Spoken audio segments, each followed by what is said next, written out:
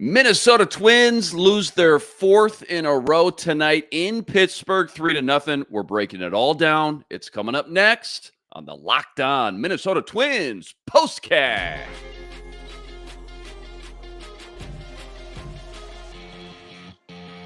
You are Locked On Twins POSTCAST, part of Locked On Minnesota on the Locked On Podcast Network.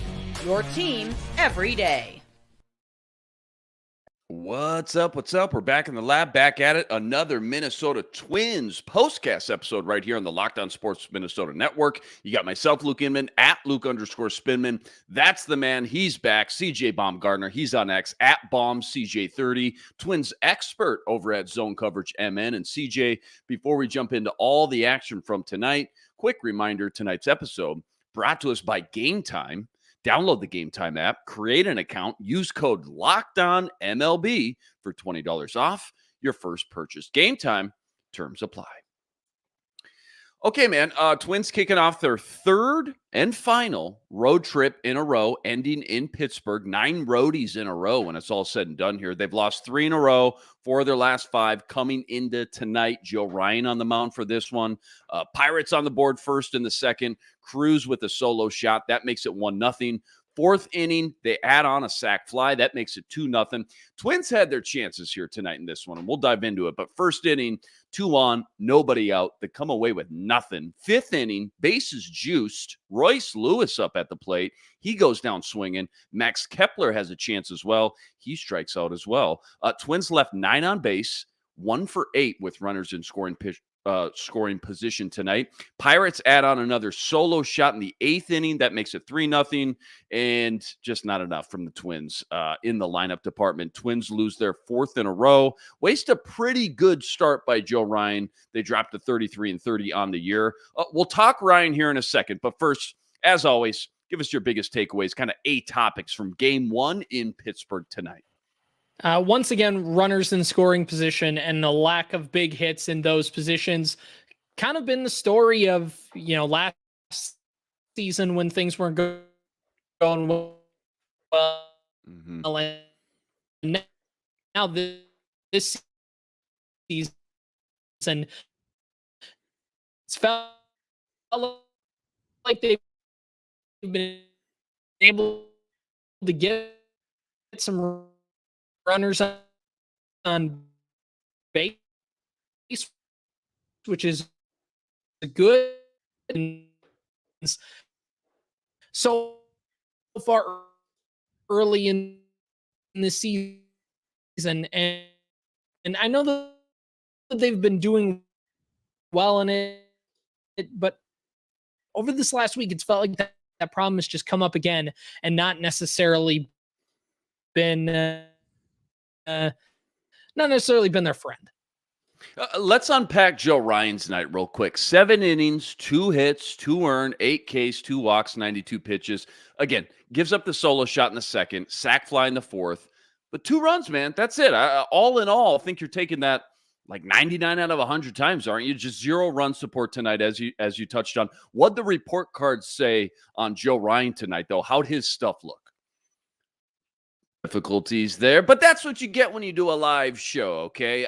We're just jumping back in here. I was asking about Joe Ryan's night real quick. Again, if you missed it, 7 innings, 2 hits, 2 earned, 8 Ks, 2 walks, 92 pitches.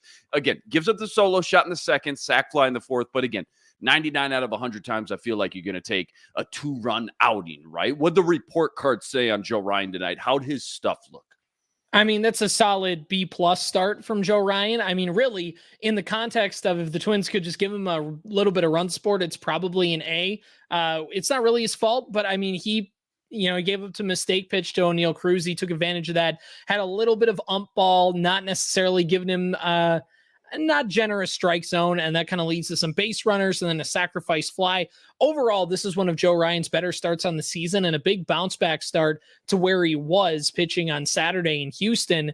It's just one of those times where he throws 7 innings, 2 earned runs, and the Twins score nothing. So he's going to get put with the loss on this one. But overall, I have no real big critiques of Joe Ryan other than every once in a while, he's going to throw a lot of pitches around the strike zone. A power hitter in Cruz is going to take one almost into the Allegheny. Sometimes that's going to happen, but overall, this is the loss today is not on Joe Ryan at all. Not whatsoever. We talked about Pablo Lopez a lot tonight. Me and Lou, that was after he got shelled in New York. Do you want to weigh in your just quick 2 cents on what you think is kind of going on with him so far this year? I know he's 5-6 on the year. Last year, his WAR was 3.3. This year, it's only 0.3 so far. What's the problem with Pablo from what you've seen thus far this year? Yeah, I mean, there's a lot of different ways you can diagnose the Pablo Lopez issues. I think one of the things is going to be his lack of command, and that dude's got stuff. He's got some really great movement on his pitches, and sometimes it feels like maybe he kind of doesn't know what to do with that. Like he's not necessarily in control of his own stuff, and that can lead to, again, a ball not being placed where you want it to be. That can lead to a lack of command, and then those walks lead to extra base runners. Or, again, if that pitch has some movement, but it hangs a little bit too far over the plate, hitters are going to be able to time that up. And I think overall that's really what the big deal is with Pablo Lopez. He's just not in command. And when you're not in command, things can kind of spiral out of control. The big thing will just be walks and adding those extra base runners. And when you play a team like the Yankees, they're going to kill you. Time for the Rocco report. Favorite or least favorite move or decision from today's game? Game 1 versus Pittsburgh. Rocco report. It says what? I like Rocco letting Joe Ryan go for that 7th inning. His pitch count was in a good spot. Bringing in Griffin Jacks, that's your highest leverage reliever. I would do that same thing over. I know he gave up the home run that really felt like a backbreaker to go up 3-0, but I mean, he got the first 2 outs of the inning. He was ahead 0-2, just one bad pitch was taken advantage of. I don't have too much to fault Rocco for. That's pretty much how I would have put the lineup together today. It's just one where it kind of falls on the players just not coming through with runners in scoring position. Well said. All right, plenty more deep dive from this one. Plus, we got our nerdy stat of the day. That's all coming up right after this.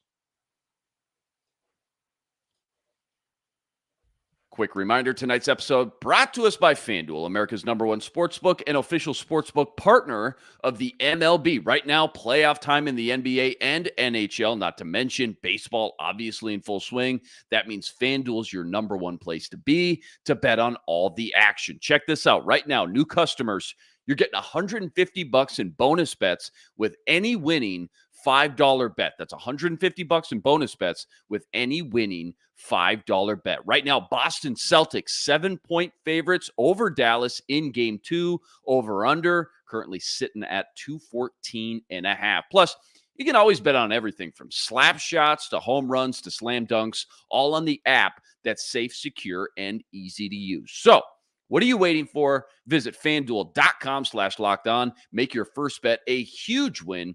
FanDuel, America's #1 sportsbook and official sportsbook partner of the MLB. All right, just real quick, Royce Watch played 2 versus New York, got game 3 off, back today. I know he's hit a couple homers already, so more by and large, just kind of big picture, how's he looked so far? And what do you think the game plan is as far as this kind of load management goes? Well, I think basically it's, you don't want to overstimulate him. There's still a lot of season left, and you don't necessarily want to give him that full plate back right away, especially when, pre-Royce coming back, it felt like everybody around Royce Lewis was hitting really well. So there wasn't really a need to jam him right back into third base and have him hit at the 3 spot every single game. And I think that's pretty much still the game plan. But with Royce Lewis, I just think, obviously he had the 2 home runs, he had a couple walks, but in that first game back especially, but he's going to be a guy who still needs to learn how to play baseball.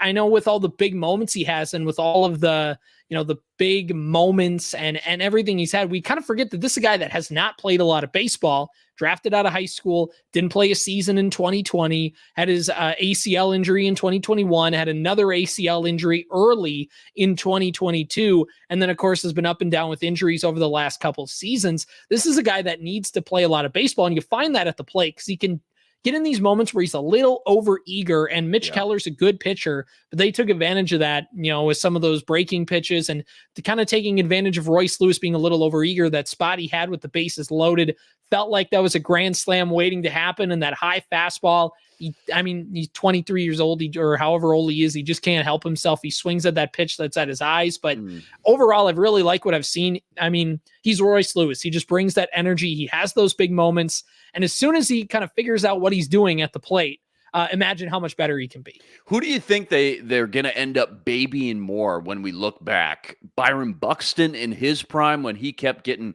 hurt, healthy, back and forth, or what Royce Lewis has been kind of going through the last year or two with all these injuries as well? I think it's got to be Byron Buxton, and that's mainly just because of the position he plays. And I think that's why, the crashing into walls thing everybody talks about, and just the fact that we saw at the very first play of the game, Byron Buxton dove and just got the wind knocked out of him. But even the broadcasters had to go, we had to hold our breath and make sure he's okay. And he was. It's just what happens when you dive, but you're not necessarily doing that at third base. There's just the chance that maybe you take a smash to the face. I don't know. Like, there's not a lot of bad things that can happen relative to a center fielder. The worst thing is maybe, I guess, if he just runs into the dugout or something like that, tracking a foul ball. But other than that, just Byron Buxton plays a much more different position. Byron Buxton steals, was the fastest player in baseball for a while, and you'd see him run, and it looks like he has no clue what he's doing. Like, his limbs are flailing everywhere because he runs so fast. Like, he doesn't even, I think, comprehend how fast he's going. Where Royce Lewis, who was fast but has had 2 ACL injuries, and not that he's not quick, but he's just not that 99th percentile speed like Buxton was. So I think that the position they play and just kind of the type of players they are lead Buxton to at least feeling a little more baby, but it also might just be because Buxton's been around longer and we've kind of seen that more, and Royce Lewis, we're still just kind of figuring him out. I brought this up last night with Lou. I want your 2 cents as well. Who plays second base for the Minnesota Twins first, Ed Julian or Brooks Lee, and why?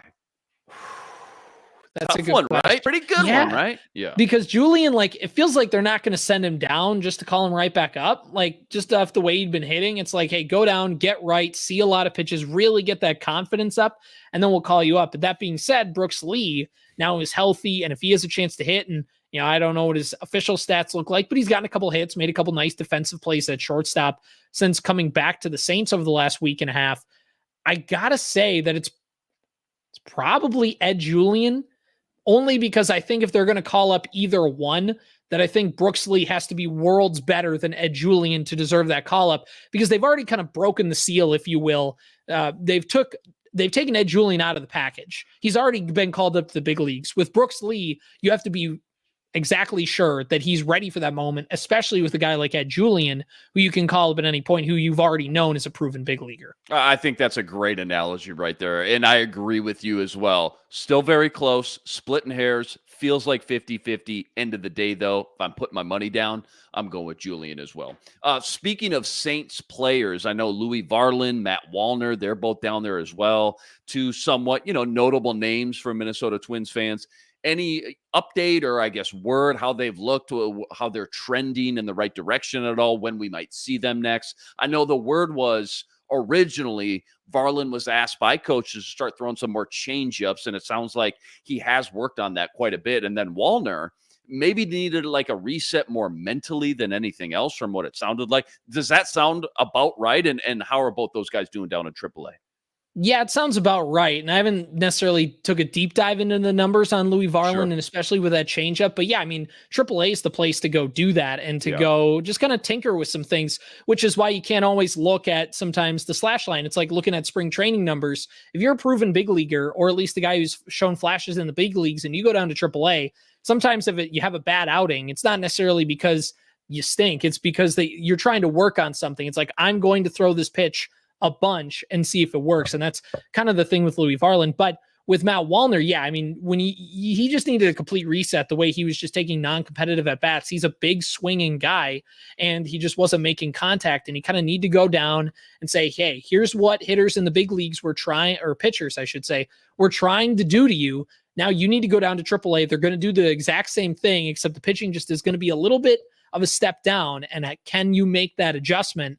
And that's pretty much been the thing. Matt Wallner, I haven't looked at the slash line, but I think has been positive, not necessarily tearing it up like he was a year ago at this time to warrant kind of a call up back. But I think, in terms of him necessarily bottoming out. I think he's avoided that. So now it's just kind of, can he find that next tier? And again, it's a crowded outfield, as we saw by Ed Julian getting the boot when Royce Lewis came back with Larnach and Kirilloff and some of those other guys. But, obviously, as we talked about before, he's been a guy that the Twins have brought up to the big league. So if they feel like he's ready to go, or at least, whether it's him or a guy that they haven't called up yet, he'll get the benefit of the doubt if there's a spot open. Yeah, well said. Good breakdown there. All right, nerdy stat of the daytime. I'm calling on Audible tonight, though, all right? Keep yours locked and loaded for tomorrow's show. I got a nerdy stat I wanted to drop on you and get your thoughts, okay? Per Baseball Reference on Twitter, you might have actually seen this week, maybe within the last 48 hours or so. Every night of his career, Luis Arraez has gone to bed a 300 hitter or better, so he's one of 11 players ever to say that since 1901. Thoughts on just how, first of all, just wild that stat is, and then second of all, just thoughts on any trader's remorse, I guess, dealing him when they did a while back. What's your 2 cents on that deal now that the dust has settled, so to speak? Well, first of all, Luis Arraez is just, he's great. He's a great singles hitter. He's a great, just pure contact guy. Right. And it's not just that, hey, that's a guy that can hit some singles. It's that he does it at that level where he's one of 11 guys in the last 125 years to do that. That's insane. That's, baseball has been played since the Civil War, and he's in a group of only 11 people, and he gets to be one of those guys. That's crazy. So he deserves plenty of props for being the hitter he is. And especially in an era that, not that it doesn't appreciate it, because I think a lot of people talk about how much they like Luis Arraez, but just where he is not the norm, and that prototype of hitter is not the norm. But even 20 years ago, he would still be talked about as one of the better hitters in baseball. But I think overall, there's no real remorse from the Pablo Lopez trade, just because what we talked about, there's Ed Julian, there's Brooks Lee, there's a whole bunch of other infielding prospects that have high ceilings, and Pablo Lopez, I'm confident, will turn it around. It's not looking great, but also the fact that the Marlins have bailed on Luis Arraez through no fault of his own. Miami's just a weird franchise. But I think if you're the Twins, I think just based on where you sit, obviously it stings to lose a player like Arraez, but if they traded a prospect and that prospect came up and was really good, it'd sting to lose them anyway. So I think overall, I'm not, it's bummed to lose a guy like Arraez because he's so fun to watch. Right. But also at the end of the day, that's just kind of the price of playing poker. Yeah, end of the day, too, nothing more important in this game right now than starting pitching, starting quality pitchers. You're totally right. As great as that stat is, as wild as Luis Arraez can be at times, I'll take the quality starter pitcher probably 4 out of 5 times. So well said. Good breakdown there. All right, don't go anywhere. Got to preview Game 2 tomorrow. That's all coming up right after this. Quick reminder, tonight's episode also brought to us by Game Time, because you should never have to worry when buying tickets to any big event. That's why Game Time is the fastest and easiest way to buy tickets to any local event, talking concerts, comedy shows, sporting events, even Broadway theater. And with killer last-minute deals and their best price guarantee, Game Time takes the guesswork out of buying tickets. And with their all-in prices, Game Time shows you exactly how much you're spending with no hidden fees. It's time to take the guesswork out of buying tickets with Game Time. Download the Game Time app. See for yourself just how easy it is. Create an account. Use code LOCKEDONMLB for $20 off your first purchase. Again, just create any new account and redeem your code LOCKEDONMLB for $20 off your first purchase. Download Game Time today. Last minute tickets, lowest prices guaranteed. Game Time, terms apply. All right, Game 2 in Pittsburgh tomorrow. Feels like the Twins just desperately need a win in the worst way right now at this point. Woods Richardson on the mound. What's the scouting report look like? And what kind of matchup, I guess, is this for the Twins? I couldn't find who's starting for Pittsburgh tomorrow, by the way, up on ESPN. Not sure if you have that info as well. I can look and see. But yeah, with this game with Simeon Woods Richardson, it's tough because PNC Park is deep to center, but maybe I'm wrong in this. I always feel like to the poles, it's so homer happy for some hitters that like to kind of yank that ball down the line. And that's just the thing with Woods Richardson. And it's the thing that bit Joe Ryan today and the Twins pitching staff as a whole. They're a very home run happy bunch, just kind of by the makeup of the staff. But Simeon Woods Richardson, if things go wrong, has the capability to give up quite a few home runs. And not quite ideal, but also at the same time, Simeon Woods-Richardson has been able to, even though there have been some loud outs, to avoid those big innings and have things kind of stacking on top of each other. That's why he has an ERA just above 3, despite the fact he doesn't have a ton of innings. He averages less than 5 innings a start. But with Joe Ryan going deep today and only using Griffin Jacks, you really have the full bullpen at your disposal. So if I'm Rocco, or at least if you're watching Rocco tomorrow, look for that quick hook. Just because of Woods-Richardson, not a guy that pitches deep into games. You have the full bullpen available. And as we saw today, that the Pirates are a team that can hit a couple homers if they're able to get into one. But if you're the Twins, you have to hit better with runners in scoring position. Joe Keller's a good pitcher that they faced today, and that is what it is. But you had your opportunities. You couldn't get the big hit. Now you got to turn around tomorrow and hope that you can find one. Yeah, Rocco Baldelli, by the way, big fan of the show. I'm sure he's listening as we speak. All right, I mentioned it the past few times. If you can just float by here, still win 2 out of 3 in Pittsburgh, right? Still a realistic possibility. Then you come back for 10 in a row at home in the backyard at Target Field. And it's not just any 10-game homestand either. Rockies, who just aren't that good right now. The A's, terrible. And then the Rays, I think they're 500 right now as well. What's your first thoughts when you hear that lineup? Rockies, A's, Rays, all at home in a row. It just feels like it's one of those situations where, again, like the Twins did a month ago when they rattled off a bunch of wins, you just had the schedule kind of line up for you. And the Twins have played a tough schedule up to this point, with teams like the Yankees twice already. You had the Dodgers and you had some other teams mixed in. Now you kind of get another soft spot on your schedule that hopefully you can rack up wins. I'm not saying that they're going to have a 13-game winning streak again, but if you can, in that 10-game stretch go 7-10, you can kind of slingshot yourself back in this position. And the Twins have been able to do that despite the fact that they've lost 4 games in a row. They've lost 7 games in a row. They started 7-13. Like there's just been spots where they've looked down and they've been able to rattle off 8 of 10 or a 13-game winning streak. Now, you'd like them not to be put in that position and just maybe go 500 in those stretches instead of a 7-game losing streak or a 4-game losing streak. But they've been able to pick themselves back up. And I think the soft schedule is a good way for them to kind of do that. So if I'm the Twins, like you talked about, can you win the next 2 games? You won't have a winning road trip at this point, but you can still, roughly 500 on a brutal road trip going into Houston and into Yankee Stadium. Exactly. Salvage it. You got a bunch of home games lined up for you at Target Field against some competition that you should hopefully take advantage of. All right, last one per usual. What's just one storyline throughout the MLB the last week or so? Who's hot, who's not, or what's trending throughout the league maybe we missed? The Juan Soto injury, obviously something he left the game during the rain delay yesterday. Everybody's kind of monitoring that with bated breath. I mean, Juan Soto, getting to watch him again with the playing for the Yankees, that guy's underratedly good. Like Ohtani has taken all of the press for obvious reason. Like he's amazing, but so is Juan Soto. And he's been playing since he's 19. So we kind of forget about him, act like he's a wily vet, but he's still like 25 years old. And it's crazy to see his career. So Juan Soto, I think, is all right. I think they're pretty optimistic. I don't think he's going to have to go on the IL. But if the Yankees lose him for it'd be a limited amount of time. But if the Yankees ever had to lose him for an extended amount of time, they have guys like Judge, Stanton, obviously. But Juan Soto has been a big reason why the Yankees are one of the best teams in baseball this year. Well done tonight. As always, great to have you back. Twins lose their 4th in a row, unfortunately. Game 2 in Pittsburgh tomorrow. Woods-Richardson on the mound for that one. First pitch, 3:05 p.m. Central Standard Time start. As always, huge shout out to everybody that joined us in the stream. Rest assured, we're going to be back each and every game, same time, same place, right here to break it all down. And quick reminder, as always, got to go check out all CJ's work on Twitter at BaumCJ30, plus all the work you're always ripping up over at ZoneCoverageMN.com as well. And if it's not too much trouble, go like this video, subscribe to the channel. We're trying to get to 8,000 subscribers. That's always much, much appreciated. All right, that'll do it for us tonight. That's CJ Baumgartner. I'm Luke Inman on Twitter at Luke_Spinman. We'll see you next time. But until then, signing out.